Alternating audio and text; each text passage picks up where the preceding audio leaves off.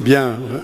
Bonsoir à toutes et à tous. Alors, je suis désolé de vous déranger pendant ces vacances, mais il y avait une délibération qui est importante puisqu'elle va nous permettre de démarrer les travaux pour les gens du voyage dans les 10 jours qui viennent. Alors, c'est les Briançonnais qui vont être contents de cette réalisation que nous attendons tous depuis très longtemps. Bon, si c'est que ça... ça le vaut, hein. Oui, je crois aussi. Bien, si vous voulez bien, je vais commencer par faire l'appel. Alors, Nicole Guérin a donné pouvoir à Madame Bovetto. Francine Dardenne, elle arrive. Monsieur Éric Pétieux. Madame Catherine Guigli. Madame Bovetto. Monsieur Dufour a donné pouvoir à Monsieur Aiguier. Monsieur Aiguier. Monsieur Gilles Martinez a donné pouvoir à Monsieur Jeffal. Madame Marie Marchello. Monsieur Alain Prorel.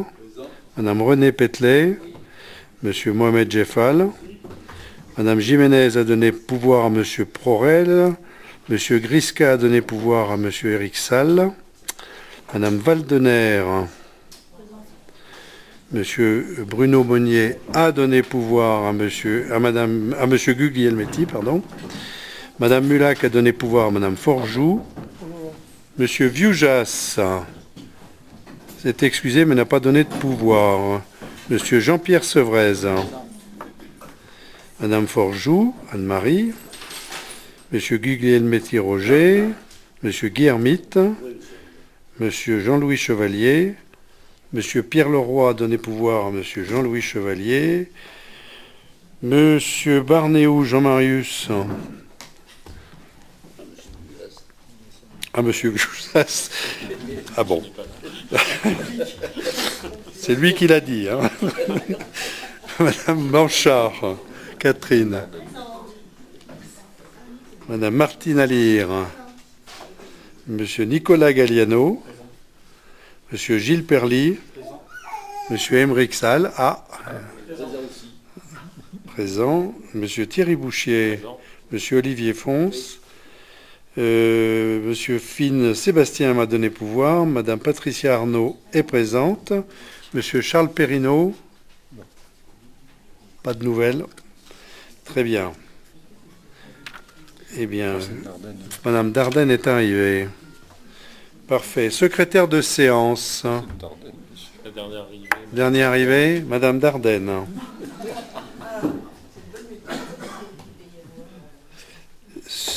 Secrétaire suppléant, l'avant-dernier arrivé, c'était... Il me semble que c'était Sacha Frey. Madame Blanchard.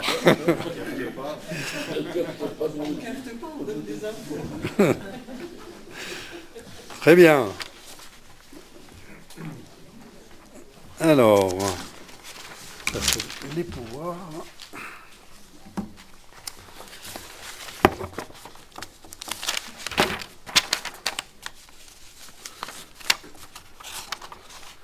Alors, je vais vous demander d'approuver le compte-rendu du Conseil communautaire du mardi 23 avril 2019. Non, c'est pas le bon, si c'est le bon.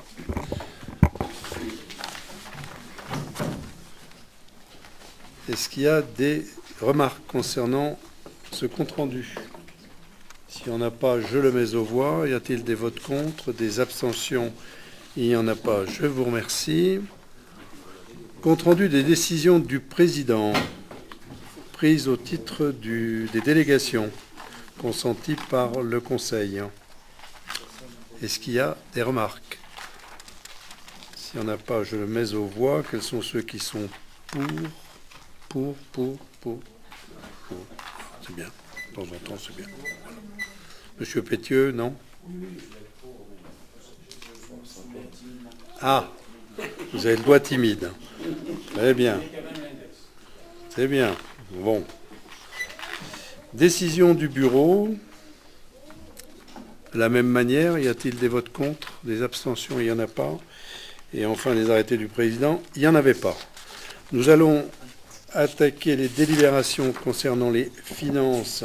Et on va commencer par les pertes sur créances irrecouvrables, puisqu'elles sont dans l'ADM, l'ADM. et donc ça sera plus logique. Tout à fait. Monsieur Olivier Fonce.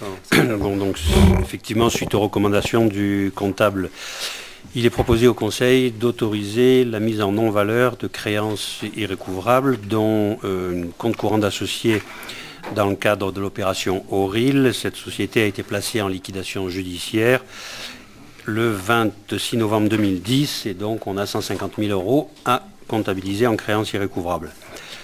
De la même façon, on a 146,20 € qui sont relatifs à des dépôts en déchetterie d'une entreprise de peinture qui est placée également en redressement, en liquidation judiciaire le 14 décembre 2017. Donc, sur les recommandations du comptable, le Conseil est appelé à se prononcer sur cette autorisation. Monsieur le Président. Alors, pour les Auril, je rappelle que j'espère que c'est la fin, Oui. parce que c'est une affaire qui nous aura quand même coûté quelques centaines de milliers d'euros. Hein, on n'est pas loin de 2 millions, je crois. Hein, c'est ça. Donc, voilà. J'espère que c'est la dernière fois qu'on en parle. Normalement, ça devrait être le cas. Est-ce qu'il y a des remarques concernant cette délibération ou des questions? S'il n'y en a pas, je la mets aux voix. Y a-t-il des votes contre? Des abstentions? Il n'y en a pas. Je vous remercie. Alors maintenant, on revient à l'ADM. Oui. Bien. Alors, on aura donc une première décision modificative sur le budget général 2019 au niveau de la section de fonctionnement. Donc, je pense que vous avez tous reçu les documents, donc on va aller quand même relativement vite. Alors, pardon, excusez-moi. En parlant de documents, j'ai oublié de dire en introduction que les documents concernant les appels d'offres de la délibération qu'on va avoir tout à l'heure sont à la disposition des élus qui souhaitent les consulter. Hein. Oui, mais on les a eus par mail, mais ceux qui elles sont là dans un dossier, et je me devais de vous le dire. Tout à fait. Pardon, Olivier.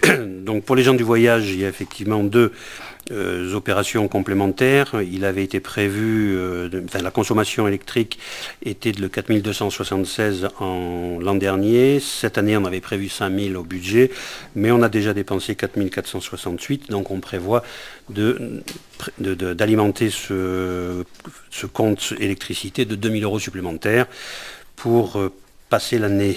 Pour ce qui concerne le nettoyage, on avait dépensé 1050 € l'an dernier. Cette année, prévu au budget 4005, on est déjà à 5281 € qui ont été payés concernant des remises en état, des enrobés à froid, nettoyage de bungalows sanitaires.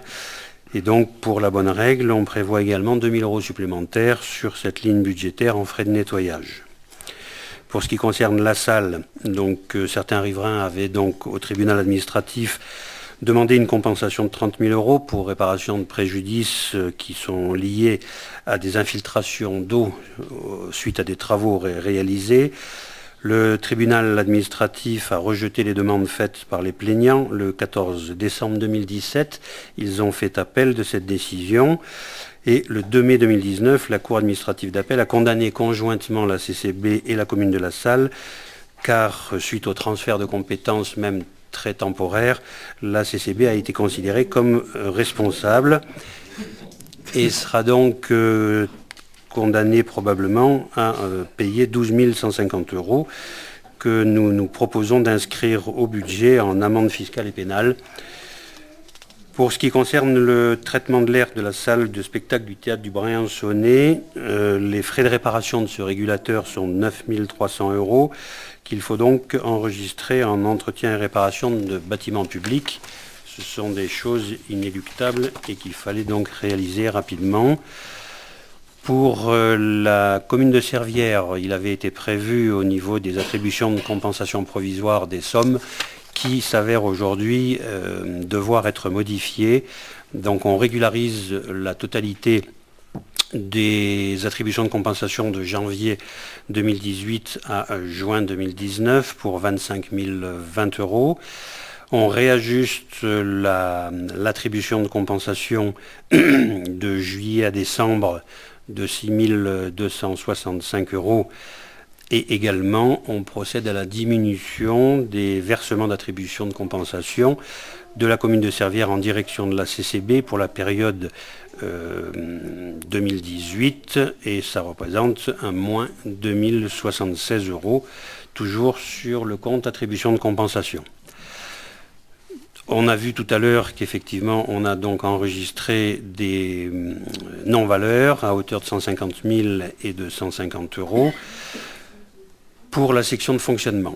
Pour ce qui est de l'investissement, donc suite à une demande du SIG de mise en place d'un logiciel, il est proposé de basculer 4 160 € de l'opération informatique à l'opération SIG. C'est une opération qui n'a aucune incidence sur l'équilibre budgétaire, puisque c'est un transfert pur et simple de compte. Suite à un incendie survenu au niveau du four des Beaux-Arts, il a été prévu le remplacement de ce four et une dépense est à comptabiliser, à enregistrer à hauteur de 7 850 € sur le compte autre matériel Beaux-Arts. Alors, en début d'année, en ce qui concerne la réunion préparatoire au budget, la personne qui est en charge donc, de la résidence des travailleurs saisonniers avait évoqué le fait qu'il fallait peut-être envisager le changement des matelas pour des questions d'hygiène, de facilité d'entretien, de désinfection. À l'époque, on n'avait pas les devis complémentaires, donc on n'avait pas enregistré de de poste particulier pour cette opération. Aujourd'hui, en fonction des devis qui ont été sollicités et qu'on a obtenus, il faut enregistrer 4 110 € en dépenses d'investissement, autres matériel, logement des saisonniers. Pour le quai de transfert, il est proposé effectivement d'acquérir un matériel de levage, un engin de levage de type manuscopique et non pas Manitou, afin d'assurer le chargement, le déneigement et la manutention de matériel lourd. Dans le plan pluriannuel d'investissement, on avait prévu 40 000 € qui devaient être investis en 2021 pour faire cette acquisition, et donc il convient de modifier le PPI, c'est-à-dire de transférer les sommes prévues en 2021 sur 2019, et compte tenu du prix de l'engin, on propose d'inscrire plus 55 000 en autre matériel quai de transfert. Pour ce qui concerne le SCOT, il avait été obtenu une subvention de 75 000 € attribuée à la CCB. Or, la convention avec le département prévoyait une fin d'opération au 31 décembre 2016. Il s'avère que compte tenu des allers-retours de la mise en place de ce SCOT, la validation du SCOT est intervenue après effectivement la date du 31 décembre 2016 et le département se refuse donc à verser le complément de subvention qui est à hauteur de 37 500 €. Donc pour l'instant, on comptabilise effectivement en moins 37 500 en recettes d'investissement, subvention de la région pour le SCOT. Ce n'est pas le département, c'était la région, excusez-moi. Donc suite au remboursement par l'État d'un trop versé de fonds de concours par la CCB lors de la sécurisation du carrefour RN 94 au Clos du Vas, cette recette a été budgétisée deux fois. Une fois en encaissement de subventions au niveau du BP 2019 et une fois en encaissement de fonds de concours par inscription de reste à réaliser. Donc il convient aujourd'hui d'annuler cette double inscription. Donc il y aura moins 17 061 € en recettes d'investissement, subvention d'État, opération Pont-la-Lame. Lors du budget primitif 2019, 25 180 € ont été budgétisés à l'article subvention d'investissement aux établissements publics locaux afin de pouvoir verser la participation financière de la CCB aux frais d'investissement et au remboursement d'emprunts contractés par le SMIAG. En début d'année, nous ne savions pas sous quelle forme, effectivement, et par quel biais l'imputation allait pouvoir solliciter, enfin le SMIAG allait pouvoir solliciter ses participations. Aujourd'hui, après réception des titres de recettes et pour pouvoir mandater ces dépenses, il convient de basculer 25 180 € à la politique agricole, sachant que c'est un transfert d'opération qui n'a aucune incidence sur les équilibres budgétaires. La commune de Névache a lancé début d'année 2017 une étude préalable au rétablissement des liens entre le Marais et la Clarée à Névache et dont l'objectif est également de limiter les crues. L'agence de l'eau a attribué une subvention à la commune de Névache pour réaliser cette étude. Suite au transfert de compétences entre la commune de Névache et la CCB, il est aujourd'hui normal que l'agence de l'eau souhaite verser le solde de la subvention à la CCB à hauteur de 16 008 €. Donc la CCB va comptabiliser cette opération pour ensuite le reverser à Névache dans le but de ne pas perdre cette subvention. Il est donc proposé de porter au budget de la CCB plus 16 000 de recettes d'investissement pour l'encaissement de la subvention, opération GEMAPI, et plus 16 000 de dépenses d'investissement pour le reversement de cette subvention à la commune de Névache par l'opération GEMAPI également. Opération qui n'a aucune incidence sur l'équilibre budgétaire puisque les sommes s'équilibrent. Suite à la délibération du mois de juin 2019 relative à l'octroi d'une avance remboursable à la MJC, il convient d'inscrire au budget de la collectivité plus 51 000 en dépenses d'investissement et plus 51 000 en recettes d'investissement MJC. Aucune incidence sur l'équilibre budgétaire.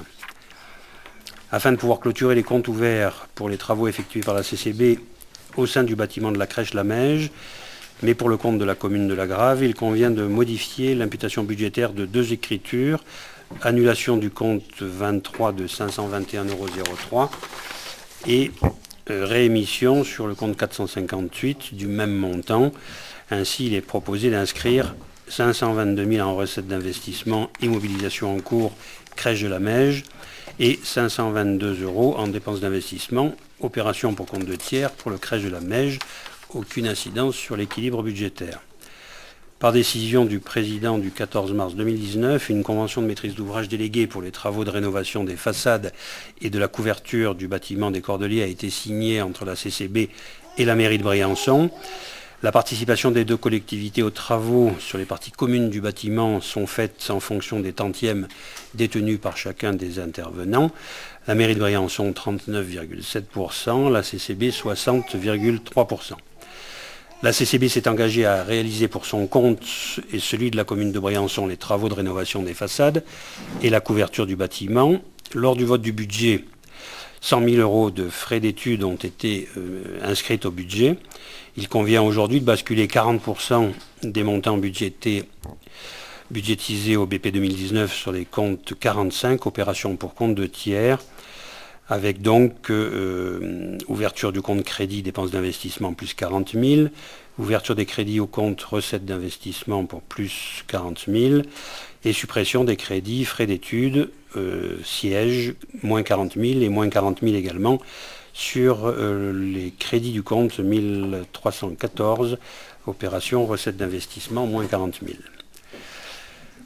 Suite à la proposition d'inscrire budgétairement deux dépenses nouvelles éligibles au fonds de compensation de la FCTVA, ce que nous avons vu, c'est-à-dire l'acquisition des matelas et le four céramique, il y a donc, ainsi que le Manitou du quai de transfert, il est proposé d'inscrire 10 900 € en recettes d'investissement FCTVA. Pour l'équilibre budgétaire, il est proposé de prendre les crédits nécessaires sur l'opération provision pour investissement futur, et avec une diminution de l'ordre de 319 582 € en dépenses d'investissement, et de venir équilibrer la section par la diminution du virement de la section de fonctionnement à la section d'investissement, soit moins 208 961, dépenses de fonctionnement et recettes d'investissement. Du coup, les crédits budgétisés au BP 2019 pour l'opération provision pour investissement futur, qui était de 3 104 408,10 €, suite à l'ADM numéro 1, cette opération ressort à 2 784 826,10 €. Vous avez le détail des opérations qui est reporté article par article et les équilibres budgétaires au niveau du fonctionnement et de l'investissement. Ce qui porte donc le total des dépenses de fonctionnement à 25 206 838,05 € Et pour l'investissement, les dépenses à 12 270 263,63 €. Merci Olivier. Il y a déjà, je l'espère en tout cas l'année prochaine, des dépenses qui n'auront plus lieu, c'est celle des gens du voyage, puisque vous avez remarqué quand même qu'entre l'électricité et le nettoyage, on est à plus de 10 000 € quand même. Hein. Il n'y a pas l'eau encore. Et là, il n'y a pas l'eau, exactement. Enfin, souvent, ils court-circuitent l'eau, donc on ne la paye pas vraiment. Enfin, la Briançon doit la payer quelque part, mais c'est tout. Oh non, il la facture. Mais ils ne peuvent pas la facturer parce qu'ils se positionnent sur les vannes. Donc, pour l'électricité, c'est moins vrai maintenant, mais ça l'est toujours un peu. Voilà. Est-ce qu'il y a des questions sur cet exposé que vient de nous faire brillamment Francine Dardenne? Merci. Non, c'est juste une remarque par rapport au SCOT, avec la subvention de la région, 37 500 €. Je trouve que c'est un peu dommage de la part de la région, pour pas dire mesquin, de ne pas nous attribuer cette subvention. Je ne sais pas ce qui peut justifier Problème de date. Le règlement financier, tout simplement. Ah ben non, le règlement, c'est le règlement, Francine. La date, c'était fin 2016, je suis désolée, mais non, c'est pas possible. Réglementairement, c'est pas possible. Il y a d'autres communes ici qui ont eu ces difficultés-là. Une fois que la date est passée, la date est passée. Il faut demander des demandes de prorogation en temps et en heure. Bon, on pourra peut-être les demander en heure dépassée. Bien. Pas d'autres questions? Je mets donc cette délibération aux voix. Pardon? Ah, monsieur. Non, c'est pas une question, c'est simplement, comme je n'avais pas voté le budget primitif, c'est simplement pour dire qu'en cohérence, je m'abstiendrai. Très bien, merci. Donc, sur cette délibération, quels sont ceux qui sont contre, qui s'abstiennent? Donc, monsieur Pétieux, je vous remercie. Délibération suivante, c'est le budget assainissement, toujours Olivier. Oui, alors pour ce qui est de la section de fonctionnement, il va s'agir donc de la deuxième modification budgétaire du budget assainissement. Pour le fonctionnement, donc on a à prévoir une augmentation des crédits budgétaires qui sont liés au paiement d'honoraires à hauteur de 44 000 en frais d'études, en dépenses de fonctionnement, plus 14 400 € pour la réalisation d'une étude sur les différents modes de gestion de l'assainissement collectif et 30 000 pour l'accompagnement dans le choix du mode de gestion de l'assainissement et de la mise en place de ce nouveau mode de gestion. Inscription de recettes nouvelles qui sont suite au rejet par le tribunal administratif des requêtes du délégataire concernant des ajustements sur les tarifs, ce qui représente pour nous donc une recette de fonctionnement de plus 3 005 € qui sera comptabilisée à l'article 7 718. Pour la section d'investissement, suite à la révision du prix lors du paiement du décompte définitif de l'étude de réactualisation et finalisation du zonage assainissement à la société MG Concept, il convient d'ajouter plus 155 € aux immobilisations en cours, zonage assainissement. Et suite à la nécessité de réaliser des travaux de remise à niveau du regard d'assainissement sur la commune de la Salle-les-Alpes, il convient d'ajouter 2 895 € à l'article 2313, immobilisation en cours, assainissement la Salle-les-Alpes. Pour équilibrer la modification budgétaire, il est proposé de prendre les crédits nécessaires dans les travaux à répartir avec une diminution des crédits de 43 950 et de venir équilibrer effectivement la section par la diminution du virement de la section de fonctionnement à la section d'investissement de moins 40 900 € en dépenses de fonctionnement et recettes d'investissement. Donc vous avez de la même façon par article budgétaire les modifications et le nouvel équilibre budgétaire qui fait ressortir au niveau du fonctionnement des dépenses pour 1 850 100,91 € et pour la section d'investissement un total de dépenses d'1 200 189,35 €. Merci. Oui, Monsieur Pétieux. Oui, Monsieur le Président, une question, Olivier. Quand est-ce que apparaîtra en décision budgétaire modificative la constitution de provision concernant la CERS? Ben, quand elle sera réalisée. Comment? Quand elle sera réalisée. Bah, je sais vous pas l'avez- quand elle sera réalisée. Vous n'avez toujours pas voté. Il est, en Au principe, c'est- CGCT, à l'article L 2321-2 et R 23. Normalement, si on va jusqu'au bout du raisonnement, une fois que les décisions seront prises, il n'y aura pas de provision à passer, il y aura des dépenses à effectuer. Ah, mais il y a le provisionnement, quoi qu'il en soit, il y a le provisionnement à faire issu du principe de précaution, quoi. Non, il y a deux choses. Il y a l'amortissement du capital qui a été investi, qui reste aujourd'hui, qui sera de mémoire au 30 mars d'environ 13 millions 400. Voilà. Ça, c'est ce que aujourd'hui rembourse effectivement la CERC à elle-même, puisqu'elle s'est prêté l'argent, et que nous aurons, nous, à amortir. Et ce que nous espérons, c'est pouvoir l'amortir plus longtemps que ce qui reste à amortir. Ça, c'est le premier point. Deuxième point, ce dont vous parlez, c'est une inscription budgétaire éventuelle, si on pense qu'effectivement, on aura des choses à payer en plus. Mais pour l'instant, il n'y a rien de fait, puisque... Ah non, mais c'est pas une inscription éventuelle. Les textes sont assez clairs là-dessus. Il y a, dès le moment où il va y avoir des risques et charges pour la Covid et pour la collectivité, dès le moment où il y a apparition du risque, il doit y avoir une constitution de provision. Mais, Monsieur Pétieux, pour risque et charges, si vous écoutez Monsieur ce le que maire. j'ai dit, ça n'est toujours pas réalisé. Et avant la fin de l'année, Monsieur le maire. Non, ça se fera au 30 mars. On Voilà. verra. Hein. Oui, on On verra. verra. Voilà, vous avez répondu à ma question, quoi qu'il en J'ai soit. répondu à votre question. En tout cas, je l'espère. Mais on ne peut pas faire des provisions pour charge avant même que les opérations ne soient engagées. Voilà. Aujourd'hui, la décision est prise, elle n'est toujours pas formulée officiellement. Voilà. Très bien. Mis à part cette question, y en a-t-il d'autres concernant l'assainissement? S'il n'y en a pas d'autres, je mets la délibération aux voix. Quels sont ceux qui sont contre, qui s'abstiennent?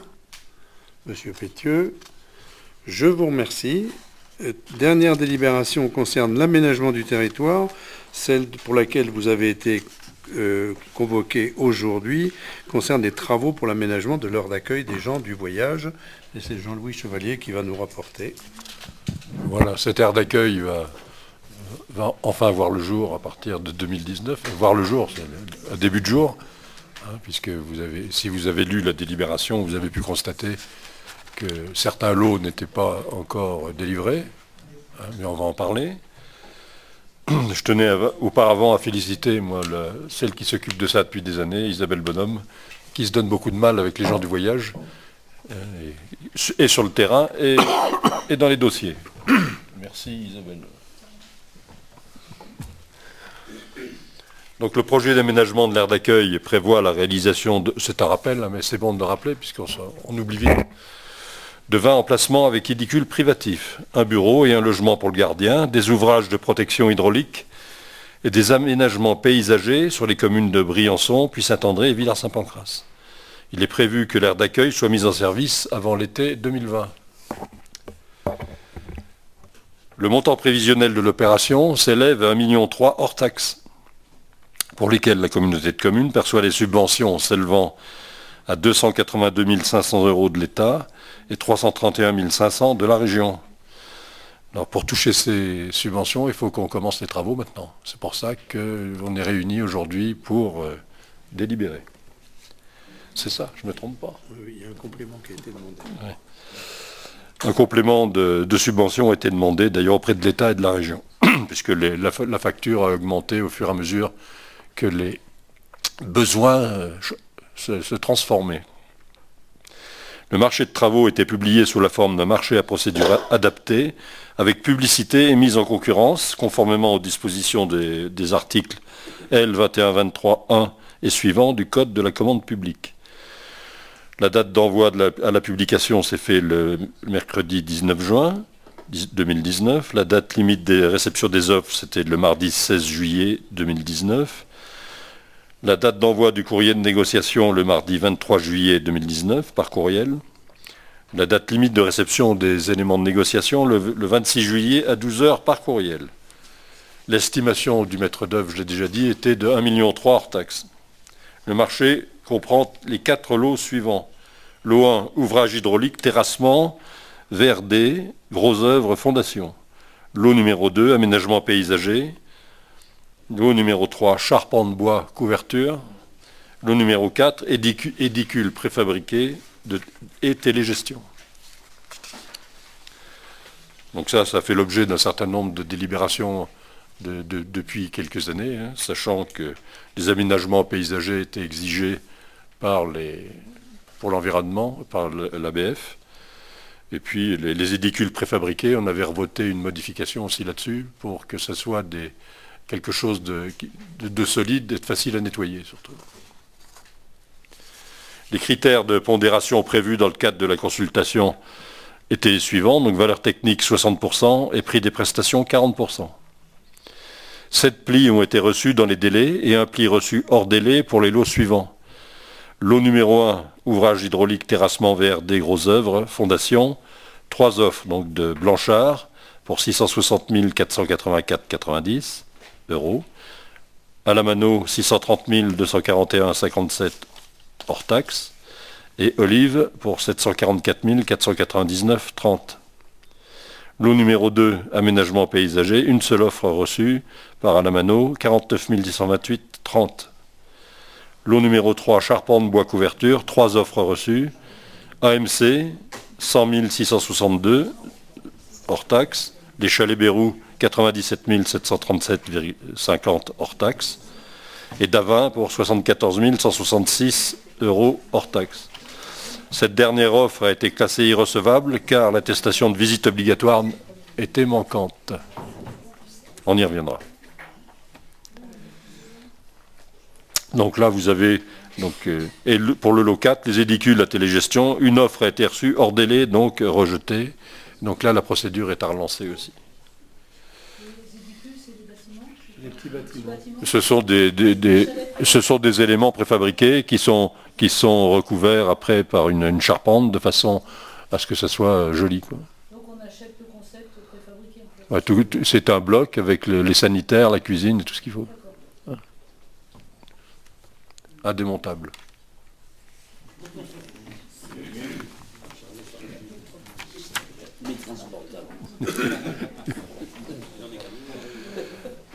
Camion grue. Donc pour le lot 1, si vous avez regardé la note de synthèse, donc la note avant négociation pour Blanchard était de 93,17, pour Olive de 88,86. Pour le lot 2, groupement Alamano Kera, tout seul, donc il avait une note de 100. Le lot 3, sur 100, AMC avait 96,64, Bérou et Fils 95. Les offres ont fait l'objet d'une phase de négociation lancée le 23 juillet, portant sur une demande d'optimisation de l'offre financière pour chacun des lots. Optimisation, c'est-à-dire une baisse des prix, hein, tout simplement. Les nouvelles offres ont été reçues par courriel le 26 juillet et sont les suivantes. Donc, pour les ouvrages hydrauliques terrassement VRD, le lot 1, Blanchard, 613 184. Donc une baisse raisonnable. Pour Alamano, une offre maintenue à 630 241, comme au départ. Et pour Olive, 696 107, hein, c'est-à-dire une baisse aussi, mais il est toujours largement au-dessus de Blanchard. Pour le lot 2, aménagement paysager, une offre négociée pour Alamano, 42 563,30 hors taxe. Pour le lot charpente bois couverture, 2 offres négociées. AMC, une offre maintenue à 100 662 € hors taxe. Et pour les chalets Bérou, 95 924,50 hors taxe. Après examen des offres négociées, il est attribué à chaque candidat la note suivante. Pour le lot 1, Blanchard, 95 sur 100. Groupement Alamano Kera, 93,92 et Olive 90,24. Au vu de la note proposée ci-dessus à chacun des candidats dont l'offre négociée est examinée, il est proposé le classement des offres négociées suivantes, dans l'ordre de ce que je vous ai donné, dans l'ordre que je vous ai donné. Donc l'offre de l'entreprise SAS Blanchard est techniquement économiquement la plus avantageuse au regard des critères de règlement de la consultation. Il est proposé au pouvoir adjudicateur d'attribuer le lot 1 à cette entreprise. Pour le lot 2, au vu du dépassement du marché de 36% par rapport à l'estimation, il est proposé de déclarer le lot 2 infructueux pour motif d'intérêt général d'ordre financier et de relancer le marché. Le lot 2, je vous rappelle que c'était l'aménagement paysager. Pour le lot 3, au vu du dépassement du marché de 35,93% de l'entreprise AMC et de 32,42% de l'entreprise Bérou, il est proposé de déclarer le lot 3 infructueux et de relancer le marché. Le lot 4, donc offre non analysée car reçue hors délai.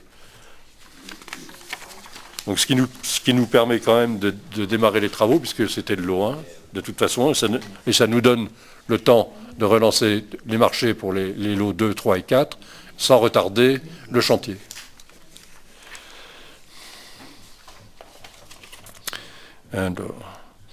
Au vu de l'analyse réalisée des offres négociées, il est proposé au Conseil communautaire d'autoriser le président à signer le marché suivant. Travaux pour l'aménagement de l'aire d'accueil des gens du voyage pour le lot 1. Ouvrage hydraulique, terrassement vers des grosses œuvres fondations. Donc c'est la plus grosse partie du chantier avec l'entreprise SAS Blanchard. 3 rue du Centre à 0530 Saint-Chaffré. Donc c'est bon pour la commune aussi. C'est une entreprise qui tourne. Désigné attributaire du marché et qui a émis l'offre la plus avantageuse pour un montant négocié de 613 184,90 € hors taxe, soit 735 821,88 TTC. De déclarer l'infructueux lot 2 aménagement paysager pour motif d'intérêt général, d'ordre financier et de relancer la procédure. De déclarer infructueux lot 3 charpente bois couverture pour motif d'intérêt général, d'ordre financier et de relancer la procédure. Sachant que là, il y avait aussi une offre qui n'a pas pu être étudiée, mais qui était dans les clous. De déclarer infructueux lot 4 études préfabriquées de télégestion pour absence d'offres et de relancer la procédure. Donc là aussi, il y aura des offres pour tous ces lots, et ça permettra de relancer la concurrence. Ce qu'il faut remarquer, c'est que les entreprises de travaux publics du territoire ont bien répondu avec des tarifs acceptables. Donc on tient aussi à les en remercier, puisque c'est quand même... quand il y a une pleine charge de travaux, les tarifs ont tendance à monter, tandis que là, ils ont respecté ce qui est exigible, quoi. En période de crise, les tarifs baissent. Dès qu'on est en surcharge sur le BTP, les tarifs montent. Comme on dit, quand le bâtiment va, tout va, sauf pour les collectivités. De plus, donc, les conventions financières suivantes doivent être également signées avec des concessionnaires de réseau, seuls habilités à réaliser des raccordements de l'aire d'accueil au réseau public. Donc EDSB pour le raccordement électrique, puisqu'on est sur Briançon et sur Briançon. Et Villars aussi. Non. Il n'y a pas Villars. Il n'y a pas EDSB. Donc c'est sur Briançon. Ça vient par Briançon. Pour un montant de 21 666,50 hors taxe. Et la CERC pour le raccordement assainissement pour un montant de 38 018,93 hors taxe. Par ailleurs, Orange, en tant que gestionnaire du réseau téléphonique, délègue la pose des fourreaux de raccordement à la CCB afin de mutualiser les travaux de tranchée. Dans ce cadre, aucune contrepartie financière n'est demandée par Orange pour le câblage du réseau et la mise à disposition des fourreaux et regard à la CCB. Néanmoins, une convention doit être signée entre la CCB et Orange pour fixer les obligations de chacune des parties. Enfin, le raccordement eau potable, en concertation avec la commune de Puy-Saint-André, est réalisé par la communauté de communes. Voilà. Donc le Conseil communautaire est appelé à délibérer sur l'attribution du marché de travaux et la signature des conventions avec les concessionnaires de réseau. Si vous avez des questions. C'est une question. Vous avez identifié beaucoup d'entreprises qui fabriquent les édicules préfabriqués comme vous souhaitez les mettre en place, parce que il ne doit pas y avoir quand même 10 000 entreprises en France qui fabriquent ça. Il n'y en a pas, mais l'offre a été envoyée en retard. Je pense que... Non, parce qu'il y a un différentiel de 35%, c'est pas zéro. Hein. Le Non, dépassement de 35%, c'est pas zéro. Pas sur le lot 4. Le lot 4, l'offre a été reçue hors délai, donc n'a pas été étudiée.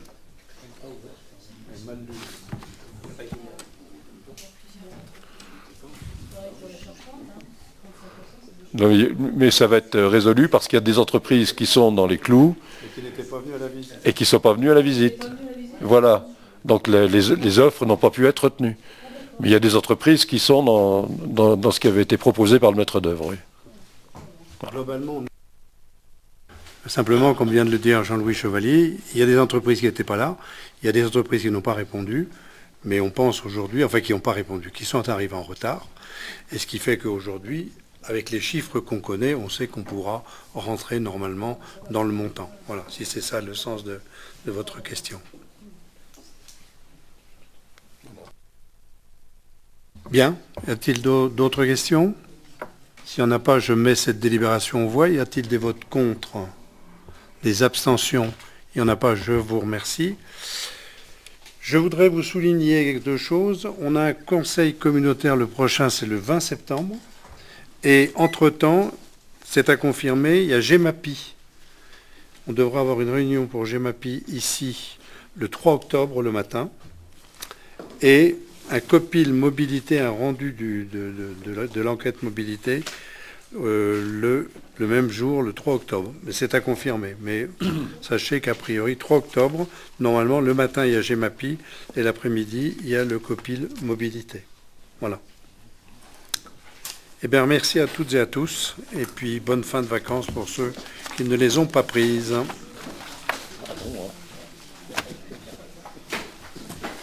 Tu parles, là? Tu parles jamais, toi.